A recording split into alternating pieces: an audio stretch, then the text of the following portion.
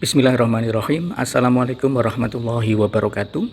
Mahasiswaku Tose 1, Alhamdulillah kita bisa bersua dalam perkuliahan kali ini lewat channel YouTube untuk menyampaikan materi perkuliahan kita Tose yang pertama ini. Sebelum mengawalinya, kita perkenalan terlebih dahulu ya. Ada satu ungkapan yang tidak asing lagi di telinga kita. Tak kenal, maka tak sayang. Maka untuk kali ini saya awali terlebih dahulu perkenalan. Nama saya Rifki Hanif Barezi. Kamu bisa memanggil saya Barezi atau Pak Bar, karena biasa di kampus saya dipanggil sebagai Barezi. Kemudian tempat tanggal lahir Sukoharjo 17 Juni 90. Alamat saya tinggal di Cemani RT 04 RW 15 Grogol Sukoharjo. Jadi mungkin ada di antara kamu yang rumahnya di sekitar desa Cemani atau dekat pabrik Konimek, mungkin kapan-kapan bisa mampir ke rumah saya. Kemudian pendidikan, saya SMP dan SMA sekolah di Pondok Pesantren Al Mukmin Ngruki Sukoharjo. Kemudian melanjutkan studi saya di perguruan tinggi, S1 saya di IAIN Surakarta. Saya mengambil jurusan sastra Inggris pada tahun 2008. Kemudian setelah selesai dari IAIN, saya melanjutkan S2 di Universitas 11 Maret tahun 2014, mengambil studi program yakni Magister Linguistik. Alhamdulillah kemudian bisa kembali lagi ke IAIN Surakarta yang sekarang akan berganti menjadi UIN Raden Mas Said Surakarta dan menjadi dosen di kampus tercinta ini. Moto yang saya pegang selama ini adalah satu pernyataan yang disampaikan oleh Imam Asy-Syafi'i yang mengatakan, man arada dunya fa'alaihi bil ilmi wa man aradal akhirah fa'alaihi bil ilmi. Barang siapa yang menginginkan kebahagiaan dunia, maka hendaklah ia berbekal dengan ilmu. Dan barang siapa yang ingin mendapatkan kebahagiaan kelak di akhirat, maka hendaklah ia juga berbekal dengan ilmu. Nah, Masya Allah. Jadi apapun yang ingin kita raih, maka sebaiknya berbekal dengan ilmu. Nah, mudah-mudahan dalam perkuliahan Tose ini nanti pun juga ada bekal ilmu yang bisa kita dapatkan bersama-sama untuk meraih apa yang kita inginkan, yakni bisa lulus di Tose yang pertama. Sekian perkenalan dari saya. Kita lanjut ke slide yang selanjutnya. Di dalam slide berikut, yakni tentang kontrak belajar yang bisa kita perhatikan seksama. Ada beberapa poin yang bisa kamu perhatikan. Yang pertama, kuliah dilakukan secara online sebanyak 14 pertemuan. Nah, karena dalam kondisi pandemi yang belum selesai, maka semua proses perkuliahan harus dilakukan secara online. Kemudian yang kedua, bila ada urusan syar'i, diperbolehkan izin maksimal 2 kali. Biasanya peraturan seperti ini kita aplikasikan ketika dalam proses tatap muka. Tetapi dalam proses perkuliahan online ini saya kira semuanya bisa mengikuti perkuliahan, jadi tidak perlu izin karena bisa diikuti di rumah masing-masing. Nah, kalaupun dalam perkuliahan ini nanti ada yang mau izin, ya dipersilahkan, tetapi maksimal hanya 2 kali saja. Jadi kamu bisa izin lewat saya, lewat WA nomor saya, tentu dengan izin yang baik dan sopan seperti hal biasanya. Kemudian yang selanjutnya, terdiri dari sinkronus atau komunikasi online langsung melalui Google Meet, Zoom atau platform lain, dan sisanya asinkronus. Nah, dalam hal ini dari P2B memberikan satu aturan bahwa kuliah dilakukan secara online bisa menggunakan Google Meet, Zoom atau platform yang lain. Artinya dari kantor sudah memberikan kemudahan, keleluasaan kepada dosen dan mahasiswa mau pakai apa saja silahkan, selama bisa tersampai materi perkuliahannya. Kemudian UTS dan UAS dilakukan juga secara online. Nah, nanti dalam pertengahan ada ujian tengah dan di akhir nanti ada UAS juga. Semuanya juga dilakukan secara online, jadi belum pakai tatap muka. Dan yang terakhir, satu pesan yang ingin saya sampaikan, niatkan belajar untuk ibadah. Kenapa? Karena dengan niat yang lurus untuk ibadah, insya Allah Allah akan berikan kemudahan kepada kita semuanya. Kemudahan untuk mengikuti perkuliahan, kemudahan untuk memahaminya, dan pastinya nanti kemudahan untuk bisa menyelesaikan ujian dengan baik dan bisa lulus harapannya. Amin ya rabbal alamin. Karena setelah TOSE 1 nanti kamu lulus, nanti akan lanjut di semester berikut, yakni TOSE yang kedua. Harapannya semuanya lulus, jadi bisa mengikuti TOSE yang kedua. TOSE keduanya bisa lulus, nanti kamu bisa dapat sertifikat lulus TOSA dan TOSE. Kalau TOSA untuk bahasa Arabnya, TOSE untuk bahasa Inggrisnya. Ini satu hal yang penting, karena menjadi modal bagi kamu nanti untuk mengikuti ujian munakosah di setiap fakultasmu masing-masing. Kalau tidak punya sertifikat lulus dari TOSA dan TOSE, kamu tidak boleh itu mengikuti munakosah di fakultasmu. Jadi saya harap dan minta kamu bisa serius mengikuti perkuliahan TOSA dan TOSE. Meskipun tidak masuk di SKS perkuliahan di fakultasmu, tetapi jangan disepelekan, karena banyak mahasiswa yang menyepelekan TOSA dan TOSE, yang akhirnya tidak masuk kuliah, tidak mengikuti ujian, akhirnya tidak dapat sertifikat. Nah, kalau tidak dapat sertifikat nanti bingung sendiri kamu. Nanti mau ikut munakosah, tidak punya sertifikat, susah sendiri. Nah, maka di semester 1 ini mudah-mudahan bisa lulus, nanti bisa masuk ke TOSE yang kedua. Terima kasih. Kita lanjut ke slide yang berikutnya.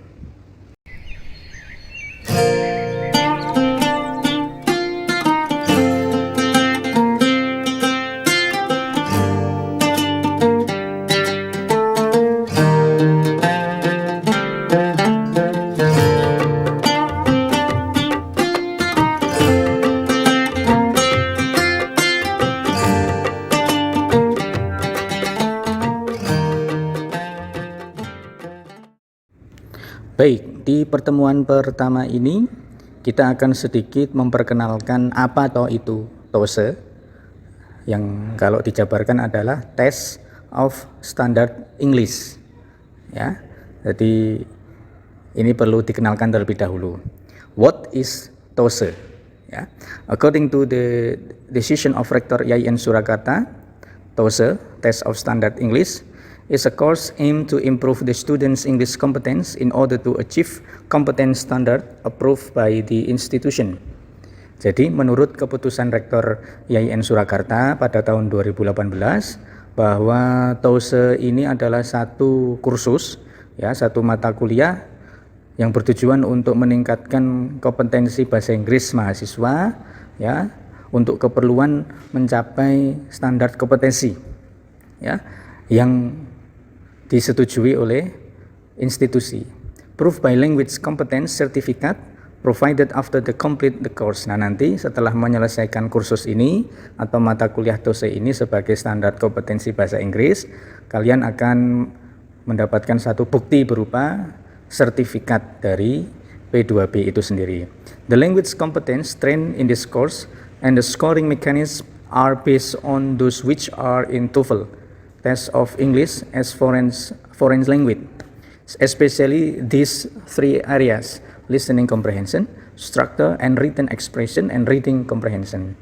Nah, kompetensi bahasa yang diajarkan dalam TOSE ini nanti mekanismenya penilaiannya sama dengan tes bahasa Inggris pada umumnya yang kita kenal di luar sana. Ada tes namanya tes TOEFL, Test of English as Foreign Language. Sebagaimana kita tahu, di luar sana untuk syarat umum seorang memasuki satu pekerjaan atau melanjutkan sekolah di jenjang selanjutnya biasanya harus melampirkan bukti tes TOEFL-nya, karena di mana-mana tes TOEFL sekarang menjadi dasar persyaratan untuk kompetensi bahasa Inggrisnya. Nah, mekanismenya sama. Jadi antara TOSE dan TOEFL itu sama. Hanya bedanya di standar penilaiannya. Ya. Materinya sama. 3 kompetensi. Yang pertama ada listening comprehension, ya, pemahaman listening, structure and written expression, ya, tentang struktur dan ekspresi. Kemudian reading comprehension, pemahaman membaca. Seperti halnya dengan TOEFL, jadi materi ujiannya tentang listening, structure, dan reading. Nah, di TOSE juga materinya juga sama, ya, cuma bedanya hanya di mekanisme penilaiannya. Thus, TOSE program assists the student to get familiar with standard English in both general and academic setting as tests in TOEFL, and to improve their English language competence during their first year in university. The first semester of TOSE program covers listening comprehension, while structure, written expression, and reading comprehension follow in the second semester. Jadi teknis perkuliahan ada 2, TOSE 1 dan TOSE 2. Kalau TOSE 1 ini kita lebih concern pada materi listening comprehension. Nanti kalau lulus masuk ke TOSE yang kedua, nanti baru memulai materi tentang structure, written expression, dan reading comprehensionnya. Jadi semester ini kita fokus pada materi listening comprehension. Nah, tadi yang saya sampaikan sama sebetulnya dengan TOEFL, hanya bedanya di mekanisme penilaian. Kalau di TOEFL, ya, untuk saat ini biasanya seorang pelajar atau mahasiswa ketika ingin masuk ke satu instansi, lembaga atau sekolah di S2 di perguruan selanjutnya biasanya melampirkan hasil dari tes TOEFL-nya. Biasanya minimal skor sekarang adalah 500. Nah, kalau di tempat kita IAIN Surakarta ada lembaga namanya P2B Bahasa, ya, Pusat Pengembangan Bahasa. Ini punya standar penilaian sendiri. Nah, kalau di tempat kita, ya, khusus untuk mahasiswa fakultas jurusan bahasa, minimal skor yang harus diraih itu 450. Jadi untuk mahasiswa sastra Inggris, sastra Arab, ya, yang jurusan bahasa, ya, nanti untuk TOSA dan TOSE-nya, ya, minimal skor yang harus diraih 450. Kalau di bawah itu berarti kurang dari standar, artinya belum dinyatakan lulus. Tetapi kalau untuk mahasiswa jurusan yang lain, artinya di luar dari sastra Inggris dan pendidikan bahasa Inggris, nilainya minimal adalah 375. Nah, nanti penilaiannya gimana? Kamu bisa cek nanti di buku pedoman TOSA dan TOSE, halaman belakang itu sudah dijelaskan itu minimal standar nilai yang harus dicapai berapa. Nah, kebetulan kalau kamu sekarang fakultas apa? Kalau fakultas yang jurusan selain bahasa Inggris, berarti minimal nilaimu harus 375. Nah, mudah-mudahan bisa diraih, artinya lebih dari minimal 375, kalau bisa ya lebih dari 375. Amin ya rabbal alamin. Nah, nanti pelan-pelan supaya bisa dipelajari bersama-sama. Lanjut ke slide berikutnya.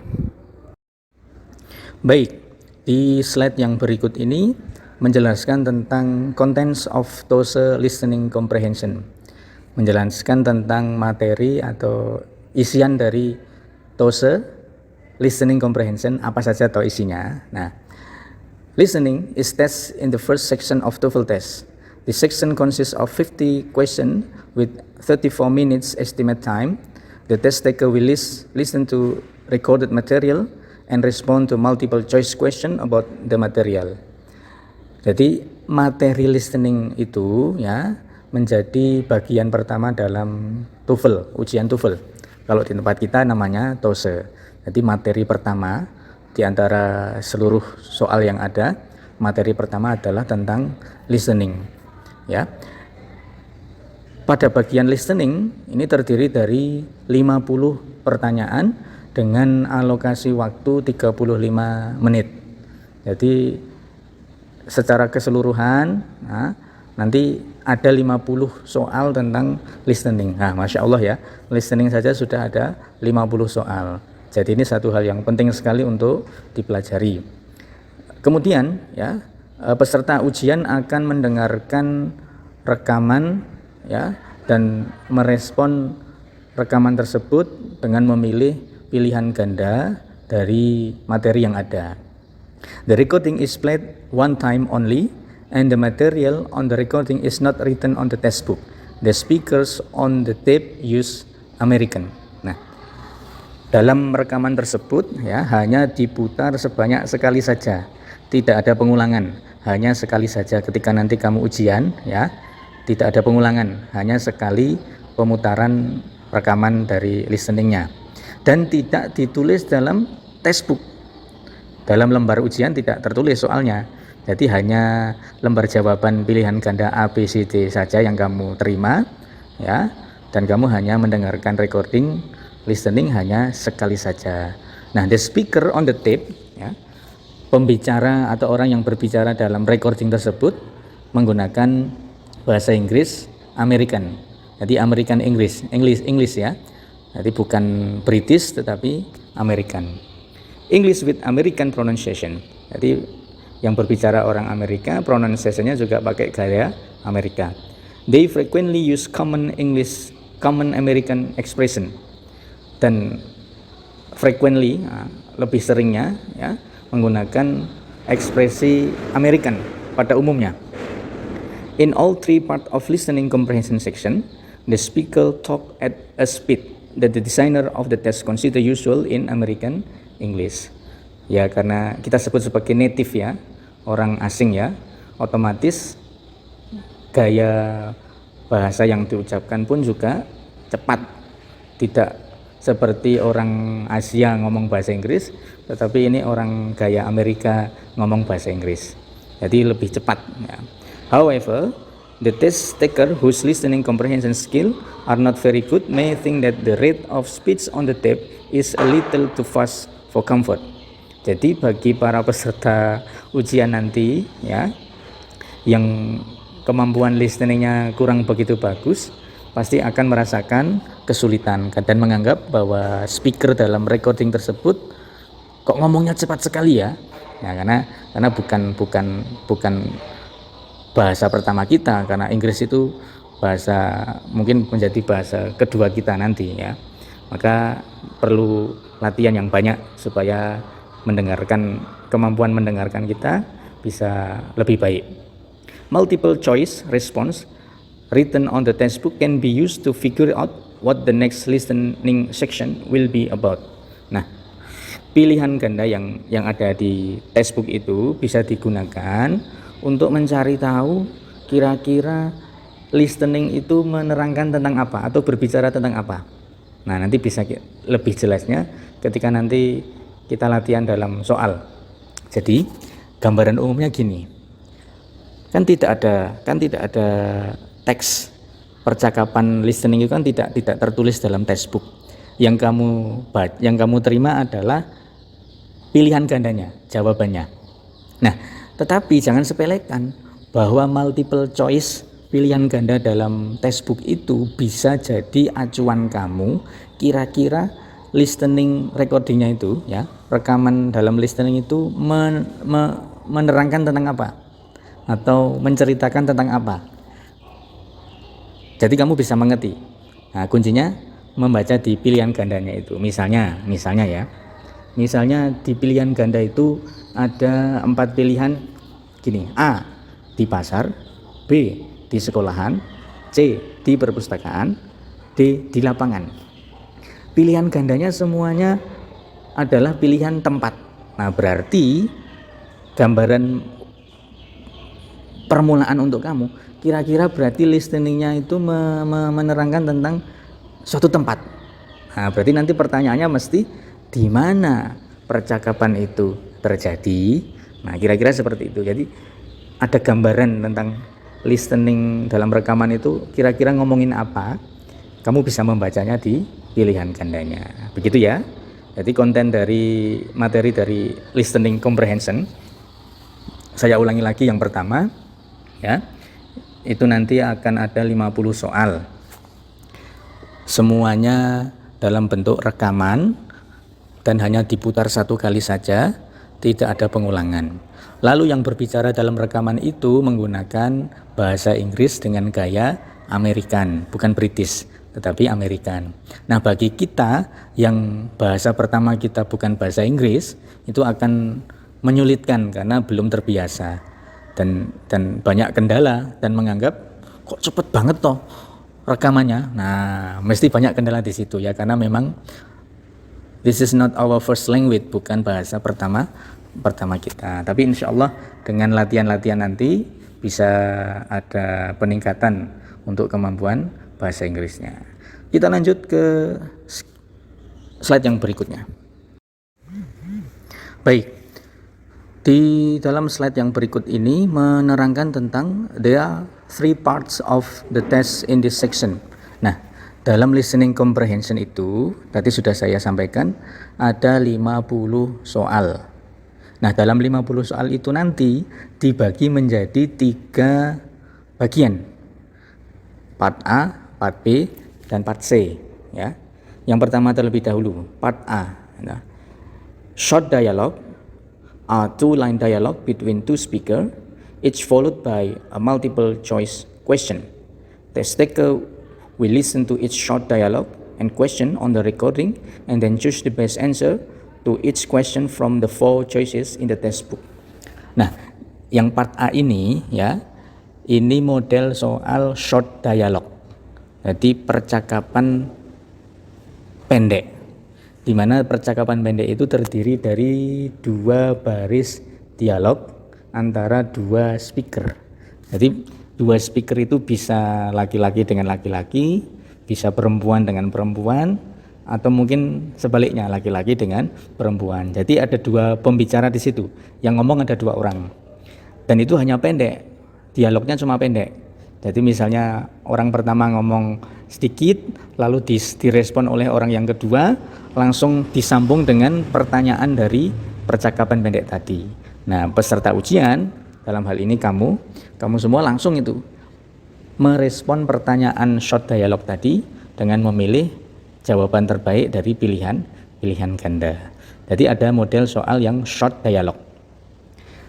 Dialog pendek antara 2 orang, langsung nyambung pertanyaan, langsung kamu jawab pertanyaan tersebut di pilihan gandanya.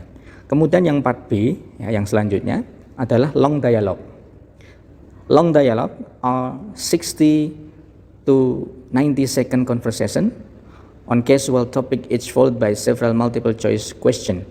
Test taker will listen to each long dialogue and each of the question that accompany it on the recording and then choose the best answer to each question from the 4 choices in the textbook. Kalau yang part B ini masih dialog antara 2 orang, tetapi dia panjang, makanya disebut sebagai long dialogue. Jadi bedanya adalah kalau tadi short dialogue cuma 2 baris saja, jadi orang pertama ngomong, disambung orang kedua, langsung pertanyaan. Itu kalau yang part A, short dialogue. Tapi untuk yang long dialogue ini ya, percakapan antara 2 orang tetapi lebih dari 2 baris. Misalnya A ngomong, B merespon, langsung A ngomong lagi, B merespon, lanjut pertanyaan. Nah, di situ letak perbedaannya.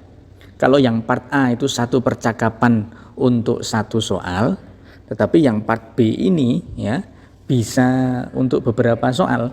Jadi 1 percakapan panjang itu dipakai untuk 1, 2, sampai 3 soal sekaligus. Di situ letak perbedaannya. Jadi tetap dialog antara 2 orang, tetapi baris dialognya dia tidak hanya 2, tetapi lebih dari 2. Makanya bahkan di situ disebutkan 60 sampai 90 detik lamanya percakapannya. Jadi lebih panjang. Kalau yang A 1 percakapan pendek untuk 1 soal, sedangkan yang B 1 percakapan panjang bisa untuk 2 sampai 3 soal sekaligus. Begitu ya gambarannya ya. Oke, selanjutnya yang slide berikutnya tentang part C. Kemudian yang part C ini ya berbeda lagi dengan part A dan part B. Kalau part C ini adalah monolog. Kamu sudah tahu ya, kalau dialog itu kan lebih dari 1 orang, minimal 2 orang yang berbicara. Tapi kalau monolog ini ya, yang berbicara hanya 1 orang, namanya juga monolog. Jadi penjelasannya adalah talk or monologue are 60 to 90 second talk about school life or on academic subject. It's followed by several multiple choice question.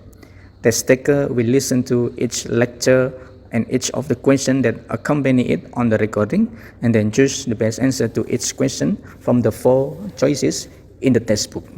Jadi ada satu orang yang berbicara kurang lebih 60 sampai 90 detik durasinya, ya. Kemudian setelah selesai diikuti dengan beberapa pertanyaan. Jadi satu monolog panjang diikuti oleh 2 sampai 3 bahkan 4 pertanyaan sekaligus. Jadi cuman bedanya ini monolog. Kalau tadi dialog, kalau yang ini monolog. Yang berbicara hanya satu orang. It is important to note that no prior knowledge of the topic covered in any part of the TOEFL test is necessary for a successful test score. Jadi ini satu hal yang penting satu hal yang penting menjadi catatan, ya, bahwa mengenal atau mengetahui topik secara keseluruhan ini penting untuk kesuksesanmu untuk menjawab soal TOEFL, ya. The main purpose of the listening comprehension of the TOEFL is to measure how well you can function in the daily life and activities in the country. Some statement or portion of conversation might be made over the telephone. Many of them refer to basic cultural aspect of life in the United States. The variety of topic or setting commonly used in TOEFL or TOSE is displayed on the next picture. Jadi saya ulangi lagi ya, bahwa mengenal topik secara keseluruhan itu penting bagi kamu peserta ujian, ya, untuk sukses mendapatkan skor yang bagus. Nah, nanti yang disampaikan dalam monolog atau dialog listening itu nanti, ya, itu menceritakan tentang kehidupan sehari-hari, ya, yang terjadi di United States. Jadi konteks peristiwanya bukan di tempat kita, tetapi apa yang terjadi, situasi yang ada di Amerika sana. Jadi misalkan kalau menceritakan tentang kehidupan sekolah, ya mesti kehidupan sekolah yang ada di sana, bukan kehidupan sekolah yang ada di Indonesia. Jadi konteks yang disampaikan listening itu materinya ya seputar kehidupan sehari-hari yang ada di sana. Nah, kira-kira topiknya tentang apa saja, ya? Bisa kamu lihat di slide yang berikutnya. Tetapi saya ulangi lagi ya, sebagai kesimpulan. Ada 3 bentuk model soal dalam listening, ya. 50 soal keseluruhan itu dibagi menjadi 3. Part A, part B, part C. Yang part A itu menerangkan tentang short dialogue, percakapan pendek antara 2 orang, pendek langsung sambung soal. 1 percakapan untuk 1 soal, itu yang part A. Lalu yang part B, percakapan panjang, lebih dari 2 baris. A ngomong, B respon, A ngomong lagi, B respon, lanjut ke pertanyaan. Nah, cuman bedanya yang part B ini 1 percakapan panjang bisa untuk 2 sampai 3 soal sekaligus. Kemudian beda lagi yang part C. Part C itu tentang monolog. Dia yang ngomong di recordingnya itu cuma 1 orang saja. Misalnya ya, ini sebagai contoh, ada 1 pemandu wisata ngomong. Jadi konteksnya dia sebagai pemandu wisata menerangkan dan ngomong di hadapan audiensnya. Tidak ada respon dari audiens, cuma pemandu wisatanya yang ngomong. Misalkan menjelaskan, oh sekarang kita ada di museum. Di lantai ini ada barang-barang peninggalan sejarah. Kemudian di lantai kedua ada arsip-arsip, dokumen-dokumen. Kemudian di lantai berikut, nah, jadi sifatnya ada 1 orang tok yang ngomong, dan itu durasinya lumayan panjang ya, antara 60 sampai 90 detik, langsung diikuti oleh beberapa pertanyaan. Jadi 1 talk atau monolog panjang, ya, diikuti 2, 3, bahkan sampai 4 pertanyaan sekaligus. Nah, kira-kira materi yang dibicarakan itu adalah seputar kehidupan sehari-hari di United States. Jadi konteksnya bukan Indonesia, tetapi konteksnya apa yang terjadi di Amerika sana. Ya, ini sedikit akan menyusahkan, maka penting bagi kita untuk mempelajarinya. Oke, lanjut ke slide berikutnya. Oke, di slide berikut ini menayangkan satu topik yang biasanya dipakai dalam materi listening, baik itu yang part A, part B, part C, ya, seputar apa toh yang diomongkan. Nah, kira-kira seperti ini, ada academic topik yang bersifat akademik, menjelaskan tentang mungkin ngomongin soal kesenian, ngomongin soal kemanusiaan, ngomongin soal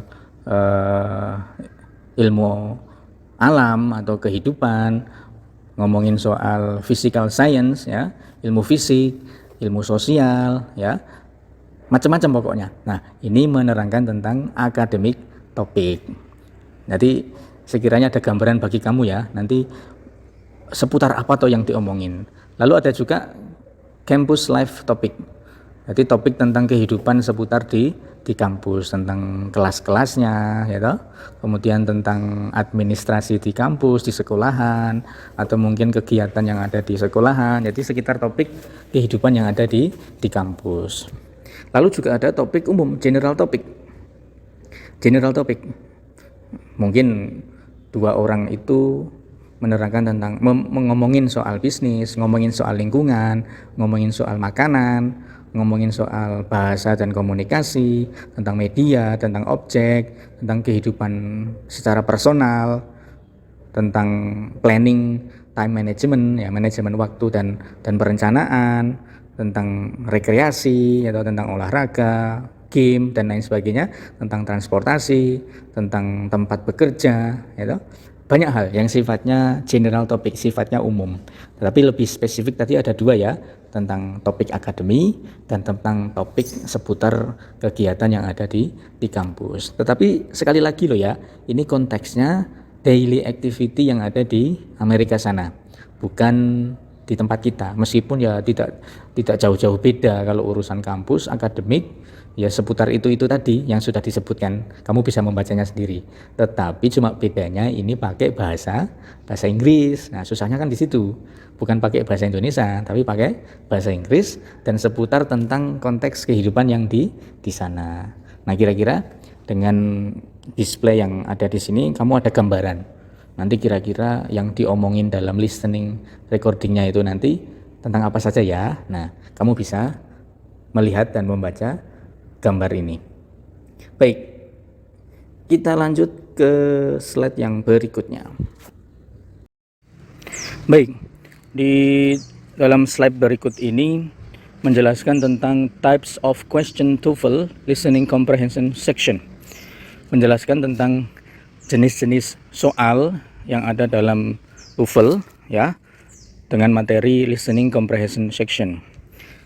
Sebetulnya ini akan dibahas pada tiap-tiap atau jenis-jenis soal listening di setiap part A, B, dan C di materi yang selanjutnya. Tetapi di dalam pertemuan yang pertama ini secara umum ya, ada 8 model soal yang akan kamu temui di dalam menjawab soal listening.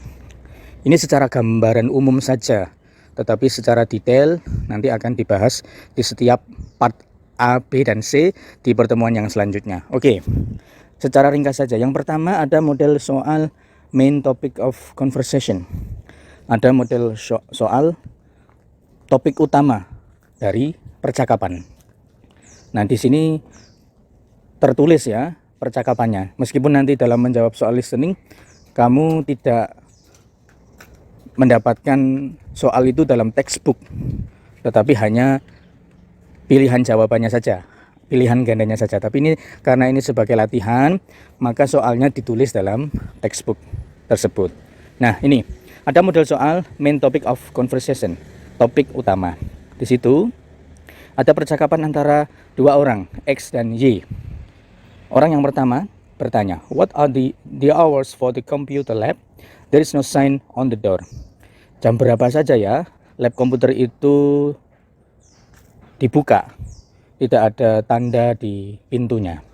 Orang yang kedua menjawab, "It's open Monday to Friday, 9 AM to 9 PM, and weekend 10 to 6." ya. Komputer labnya buka pada hari Senin sampai Jumat jam 6 pagi sampai jam 9 pagi sampai jam 9 malam ya. Kemudian weekendnya ya jam 10 sampai jam 6. Kemudian question. Nah, question ini yang dibacakan oleh naratornya dalam recordingnya itu ya. What are the speakers talking about? Kira-kira apa yang dibicarakan, topik apa yang dibicarakan oleh si pembicara tadi, antara X dan Y tadi. Nah, kalau melihat dari percakapannya atau mendengar dari percakapan itu, maka jelas ini menanyakan tentang kapan lab komputer itu dibuka. Maka jawabannya yang B. Nah, kemudian ada tip di situ, make sure your answer is the main topic, the general subject or issue being discussed. Jadi pastikan bahwa jawaban itu adalah sebagai topik utamanya. Ya, sebagai topik utamanya. Nah, the general subject or issue being discussed, yakni subjek umumnya atau isunya yang dijelaskan di situ adalah yang sudah didiskus, yang sudah dibahas. Artinya kamu bisa menemukan main topik itu di dalam percakapan itu. Ya. Keep in mind the difference between a main topic and a main idea. See the next session. Jadi nanti bisa bedakan ya. Ternyata ada perbedaan antara main topic dengan main idea. Remember that main topic should be somehow general. Do not choose the answer that refers to a specific fact or detail from the passage. Nah, inilah yang membedakan. Salah satu yang membedakan main topic dengan main idea. Kalau main topic itu general isunya, general subjeknya, pembahasan secara umumnya. Jadi bukan fakta detail dalam percakapan itu. Tadi sudah dijelaskan dong, misalnya buka dari jam sekian sampai jam sekian, kalau weekend jam sekian sampai jam sekian. Nah, itu detailnya. Tetapi secara umumnya, generalnya menjelaskan tentang kapan lab komputer itu dibuka. Oke. Kemudian yang selanjutnya ada model soal main idea ya. For longer conversation, class discussion and lectures, the test taker are asked to identify the main idea of the passage, what the speaker are saying about the subject. Nah, untuk model soal yang kedua yakni main idea, ini modelnya adalah percakapan yang panjang. Kalau yang nomor 1 itu short conversation, percakapan yang pendek. Sedangkan yang ini adalah yang panjang, lebih panjang. Nah, kamu bisa melihat di situ, here an example of main idea question based on short lecture. Jadi ini ada contoh tentang pembahasan main idea dalam short lecture, kuliah pendek. Di situ konteksnya adalah seorang profesor yang menerangkan mata kuliah. Panjang sekali di situ ya. Nah, ini enak masih tertulis dalam textbook, tapi nanti dalam prakteknya karena listening ya tidak tertulis di dalam textbooknya. Kamu hanya bisa mendengar speaker berbicara dalam recording tersebut. Profesor menjelaskan, next week we will begin our discuss of Mary Shelley's Frankenstein, bla bla bla bla bla, sampai selesai. Nah, kemudian pertanyaannya adalah what is the speaker's main point? Ya, kira-kira apa poin utama dari si pembicara itu, dalam hal ini profesornya. Nah, di situ ternyata jawabannya adalah yang C. Frankenstein is about the possible consequence of a scientific discovery. Nah, jadi lebih detailnya ada fakta yang terungkap dalam percakapan itu. Kalau bedanya dengan main topic itu secara gambaran umum, tapi kalau main idea sudah masuk ke ada fakta yang terungkap di dalam percakapan itu. Oke, ringkas saja, langsung masuk ke yang selanjutnya, yang ketiga, tentang model soal detail. This question asks you to identify specific fact or detail mentioned in the lecture or conversation. Model soal ini adalah memintamu untuk mengidentifikasi fakta yang spesifik atau fakta atau detail yang sudah disebutkan dalam percakapan itu. You will only be expected to remember important fact or detail from the longer passage. Ya, kamu akan diminta untuk mengingat fakta yang penting atau detail dari percakapan yang panjang itu. Because the short conversation are so short, however you may be asked about any detail from the passage. Ya, jadi karena ini percakapannya lumayan panjang berbeda dengan short conversation ya.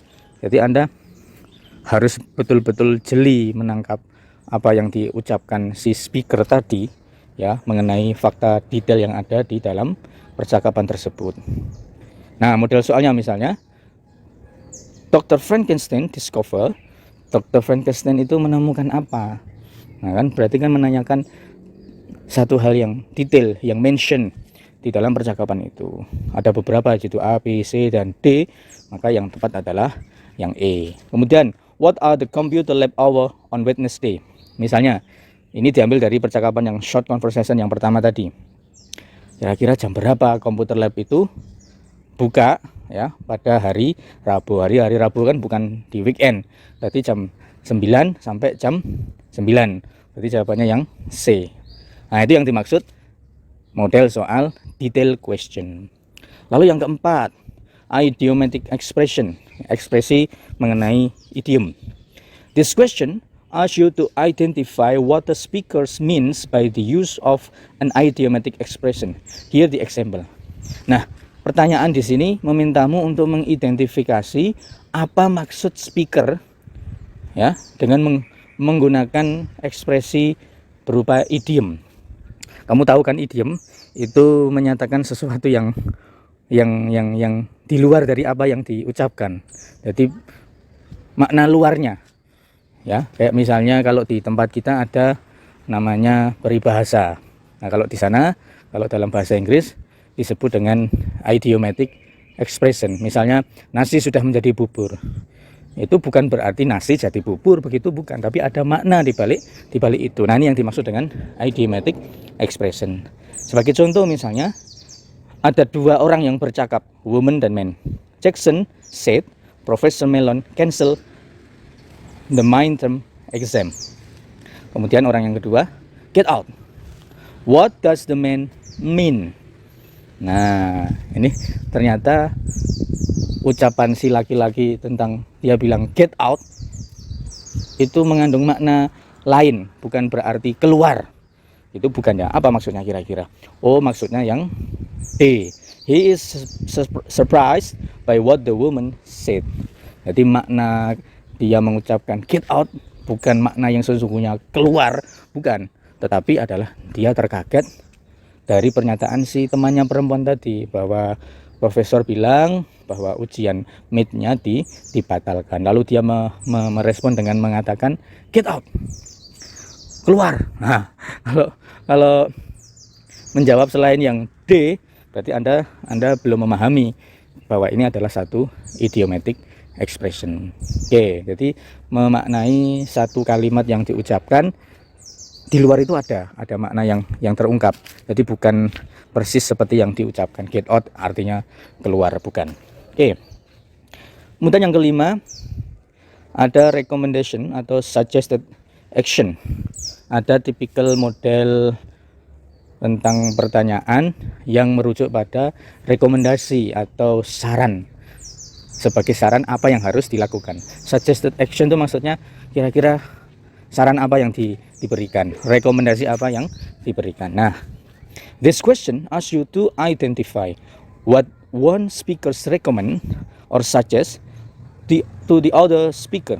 Jadi pertanyaan ini adalah kamu diminta untuk mengidentifikasi apa yang speaker rekomendasikan, apa yang speaker sarankan ke other speakernya, ke teman bicaranya.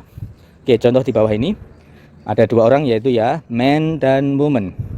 I haven't started my essay for American literature because I've been so busy studying for physics and calculus exam. And the essay is due tomorrow. Saya belum memulai itu essay saya tentang literatur Amerika karena saya sedang sibuk mempelajari fisik dan ujian matematik ya. Dan isenya padahal dilakukannya besok. Padahal saya belum memulai yang garap isei itu. Lalu orang yang kedua meresponnya dengan mengatakan, why don't you ask if you can hand in the essay a few days late? Kenapa kamu tidak meminta saja ya untuk mengumpulkan essay-nya itu terlambat? Jadi ada minta keringanan waktu. Nah, kemudian questionnya, what does the woman suggest that the man do? Apa yang disarankan oleh si perempuan itu kepada teman laki-lakinya? Jawabannya adalah yang B. Nah, talk to the professor about handing the essay in late. Jadi saran yang diberikan adalah bilang sama profesornya supaya minta keringanan mengumpulkan essay-nya agak terlambat. Nah, itu yang dimaksud dengan suggested action atau recommendation action. Yang keenam, ya, inference based open tone. Nah, ini this question asks you to draw a logical conclusion based upon the tone one of the speaker has used. Jadi ini memintamu untuk memahami apa yang disampaikan oleh speaker berdasarkan pada tone yang diucapkan. Tone itu artinya nadanya, ya. Coba sebagai contoh ya. Henry promised he'd be on time today. I bet he will be here any second. Henry sudah berjanji bahwa dia akan tepat waktu hari ini. Saya bertaruh kalau dia akan berada di sini, sampai di sini any second. Pertanyaannya, what does the man's reply suggest? Ya. Jadi man-nya kan bilang sure, any second.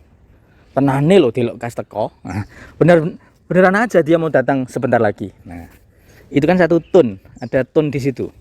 Jadi pengucapannya itu ada tone yang sedikit dinaikkan. Nanti kamu bisa mengidentifikasinya lewat apa ya? Tinggi rendahnya suara yang disampaikan oleh si speakernya tadi. Kalau lihat teksnya, ya kan, kalimatnya kan sure any second. Nah, itu kalau biasa. Tapi biasanya kalau ada yang ingin diungkapkan lewat tone-nya, ya, maka biasanya kalimat itu diucapkan sedikit lebih naik nadanya. Jadi ada ungkapan di balik pernyataannya di situ. Kalau bahasa Jawanya gini, tenane lo delok kas meh teko. Nah, jadi ada satu ketidakpercayaan. Mosok si Henry meh teko delok kas. Biasanya telatan, biasanya terlambat. Kemudian jawabannya adalah yang E, yang A. He believes Henry will be late. Nah, jadi dia tidak percaya kalau Henry itu datang tepat waktu. Makanya dia tone-nya agak dinaikkan. Loh, sure, yakin nggak kalau dia datang dengan cepat atau sebentar lagi datang? Oh, ternyata dia tidak percaya bahwa si Henry itu bisa tepat waktu. Kemudian yang ketujuh, ya, inference based upon detail of the situation. Ya. This question asks you to draw a logical conclusion based upon the specific information provided in the passage. Kalau tadi kamu diminta menggambarkan satu konklusi kesimpulan lewat tone-nya, kalau sekarang lewat specific informasi. The question may ask you what the speaker imply atau suggest. Pertanyaannya pertanyaannya nanti ya akan menanyakan kepadamu kira-kira apa yang speaker itu imply, suggest, ya, dalam kurung suggest di situ ya. What problem a speaker is facing, kira-kira apa yang dihadapi, masalah apa yang dihadapi oleh si speakernya, or what assumption a speaker is making, asumsi apa yang dibikin oleh si speaker itu. Nanti ada tiga macam referensi yang bisa diambil. Kira-kira apa yang speaker itu imply, apa action untuk menghadapi masalah itu, dan kira-kira apa asumsi yang dibuat. Contohnya saja langsung ya. So how do you do on the physics midterm? Jadi bagaimana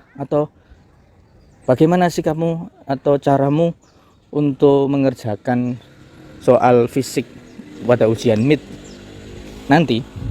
Kemudian orang dua merespon ya, woman-nya ya. Let's just say that I won't be making the dean list in this semester. Okay. kita sebut saja bahwa saya tidak akan membuat list DIN ya pada semester ini ya. Listnya Bapak Dekan ini ya yang dimaksud ya. What does the woman mean? Maksudnya apa di situ? Oh, ternyata maksudnya yang D, she thinks she did very poorly on the exam. Artinya kalimat yang mengatakan, wah, let's just say, sebut saja bahwa semester ini saya tidak masuk listnya the dean. The dean itu maksudnya Bapak Dekan ya, atau Ibu Dekan. Dia tidak masuk daftar listnya Pak Dekan semester ini. Oh, ternyata ada maksud dari ungkapan di situ, di balik pernyataan itu ada yang dimaksud. Oh, ternyata dia mengerjakan soal ujian itu very poorly. Very poorly itu ya kasihan sekali kalau kata perkataannya. Maksudnya dia tidak bisa mengerjakan soal itu. Ya wis, pasrah, tidak bisa mengerjakan. Ya wis, anggap saja tidak lulus ujiannya Pak Dekan. Itu ujian mid semesternya itu. Nah, di sini yang dimaksud dengan kamu menggambarkan konklusi di balik spesifik informasi yang ada. Oke. Nomor 8 ya. Inference about the future prediction. Ada model soal kamu menggambarkan konklusi tentang apa yang dilakukan oleh speaker ya in the future based on the conversation ya, berdasarkan conversationnya itu. Sebagai contoh misalnya, oh no, look what time it is. If I leave now, I will still be late for class. It's a 15-minute walk. Wah, lihat jamnya. If I leave now, jika saya pergi sekarang, saya tetap akan terlambat masuk kelas. Ini butuh waktu perjalanan 15 menit. You will just make it if you take my car. Temannya merespon, kamu akan sampai ke tempat tujuannya. You will just make it. Kamu akan bisa sampai ke tempat kelas jika kamu pakai mobil saya. Nah, pertanyaannya, what will the man probably do? Nah, ini tentang inference, tentang what about the future prediction. Nah, kira-kira apa yang dilakukan si laki-laki itu, speakernya yang pertama. Oh, yang A, ya ini borrow the woman's car and drive to class. Meminjam mobilnya si teman perempuannya dan pergi ke kelasnya. Jadi yang harusnya berjalan 15 menit kalau jalan kaki, tapi dengan naik mobil bisa lebih cepat dan sampai ke tempatnya. Nah, kira-kira model soalnya ada 8 model pertanyaan dalam listening nanti, tetapi akan lebih detailnya nanti akan dibahas di pertemuan selanjutnya mengenai part E, B, dan C. Oke, sebagai tambahan informasi, kita lanjut ke slide yang berikutnya. Baik, pada slide berikut ini ya, menjelaskan tentang general studies of TOEFL listening comprehension, strategi umum ya di dalam belajar TOEFL, terutama dalam materi listening comprehension. The following list is general strategies for TOEFL listening comprehension section. Di bawah ini adalah strategi umum untuk belajar TOEFL listening. Yang pertama, be familiar with the direction. Kenali apa perintah atau petunjuk perintahnya. The direction on every TOEFL test are the same, so it is necessary to spend time reading the direction carefully. Ya, jadi kamu kenali dulu kira-kira perintahnya apa, ya. Ini bisa membantumu untuk menghemat waktu. Jadi tidak semua harus dibaca, tapi kan dengan mengetahui model soal, oh ini model ini, oh ini model yang begitu, jadi kan menambah referensimu dan bisa menghemat waktu lebih baik lagi. Kemudian yang selanjutnya, listen carefully to the passage. Ya, full conversation on what the speaker are saying is very necessary because the recording is placed one time only. Jadi kamu diminta untuk mendengar passage. Passage itu ya tulisan, kalau ditertuang dalam textbook itu namanya passage. Tapi karena ini konteksnya listening, maka ya percakapan yang diucapkan itu ya sebisa mungkin kamu mendengarkannya dengan fokus, dengan seksama, karena recordingnya hanya diputar satu kali. Kemudian yang ketiga, know where the easier and more difficult question are generally found.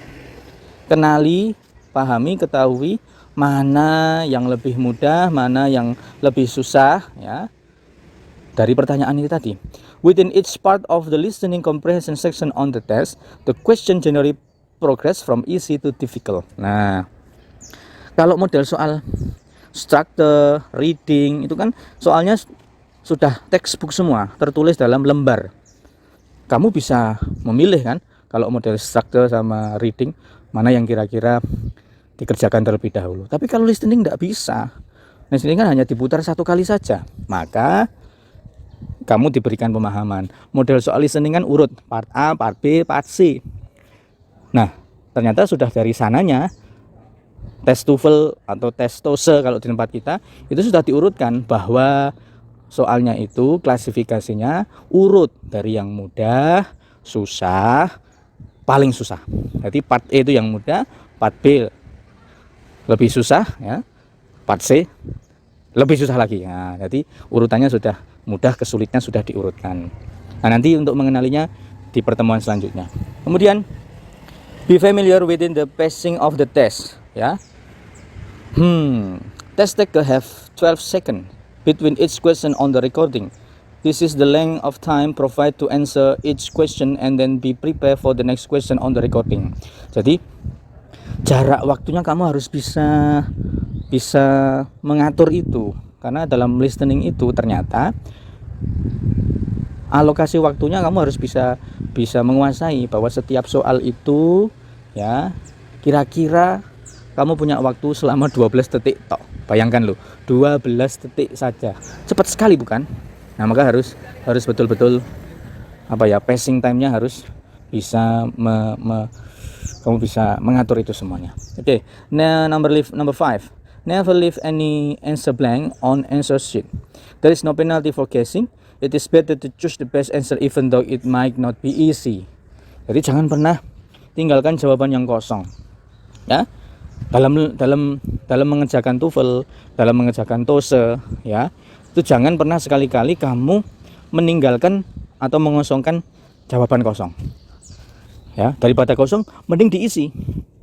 Mungkin tampak tidak mudah ya, tapi kamu diminta untuk menghindari itu semua. Jadi kalaupun ini kepentok, blas tidak mudeng, mau jawab apa, ya sudah, pilih antara A, B, C, D, mana yang menurutmu paling yakin. Nah, ini secara kasar ya, timbangnya kosong mending diawur. Nah, gitu.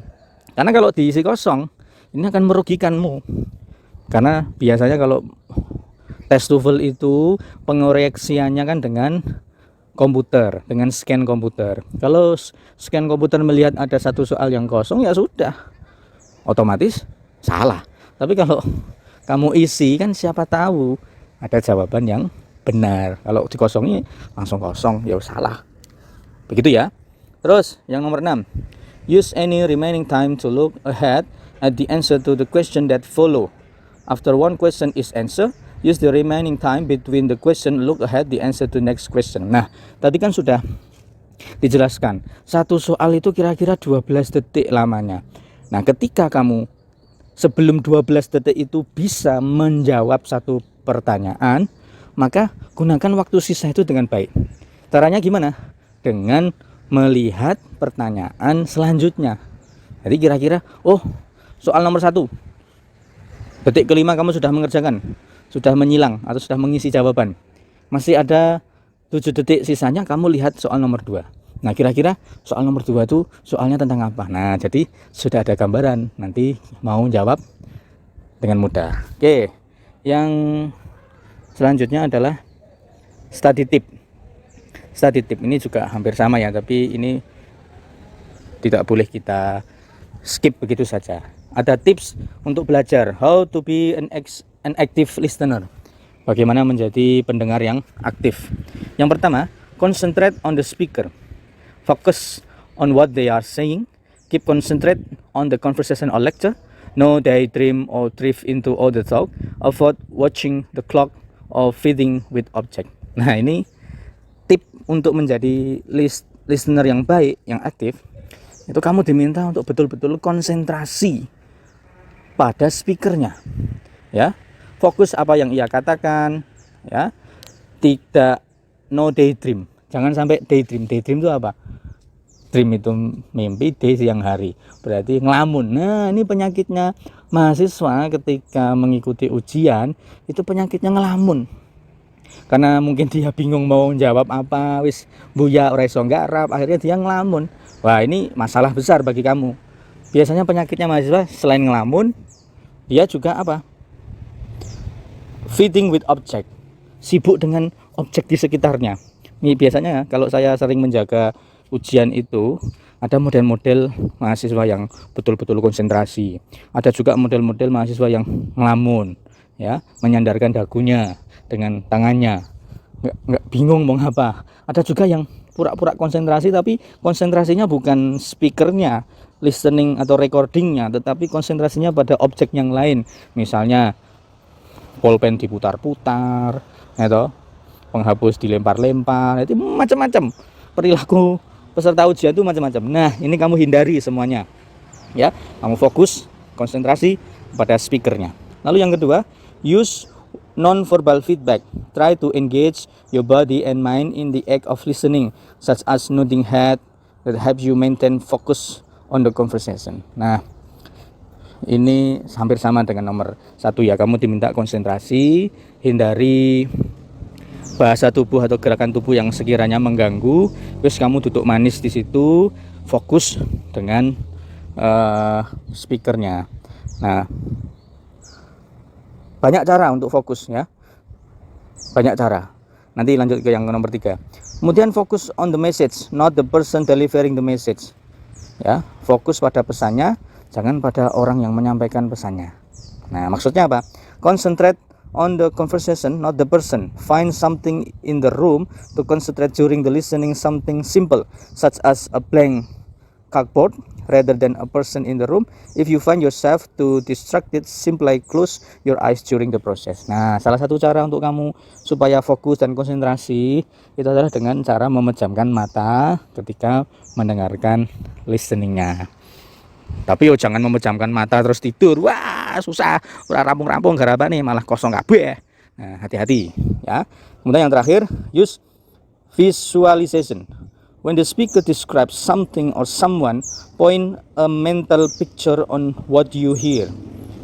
Use your mind's eyes to help you concentrate on the passage and better understand and remember what you hear. Nah, ini masih sama. Intinya kamu diminta konsentrasi, kurangi gerakan tubuh yang sekiranya mengganggu, hindari bermain-main, cukup memejamkan mata.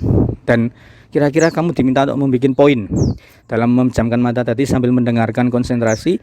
Ada poin-poin apa yang kamu dengar, detail-detail objek apa yang disebutkan dalam recording tadi, kamu poin-poinkan. Meskipun kamu tidak bisa menulis di niti atau niteni di lembar jawaban, tapi kamu bikin poin itu di kepalamu sendiri. Nah, gunakan pendengaran, daya ingat untuk membantumu menjawab soal-soal listening itu tadi. Oke. Pertemuan pertama membahas tentang seputar listening comprehension, khususnya tentang TOSE P2B YAIN Surakarta. Mudah-mudahan ada gambaran. Kita cukupkan sampai di sini. Kita akhiri dengan membaca Alhamdulillahirabbil alamin. Subhanaka Allahumma wa bihamdika asyhadu an la ilaha illa anta astaghfiruka wa atubu ilaik. Walhamdulillahirabbil alamin. See you next meeting. Assalamualaikum warahmatullahi wabarakatuh.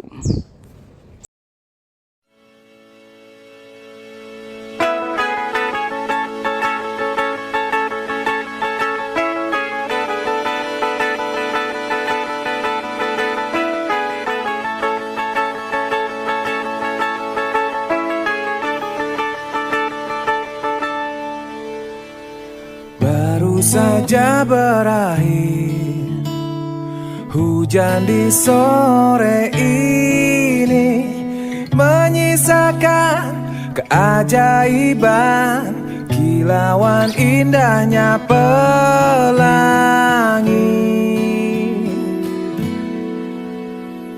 tak pernah terlewatkan, dan tetap mengaguminya. Kesempatan seperti ini tak akan bisa dibeli.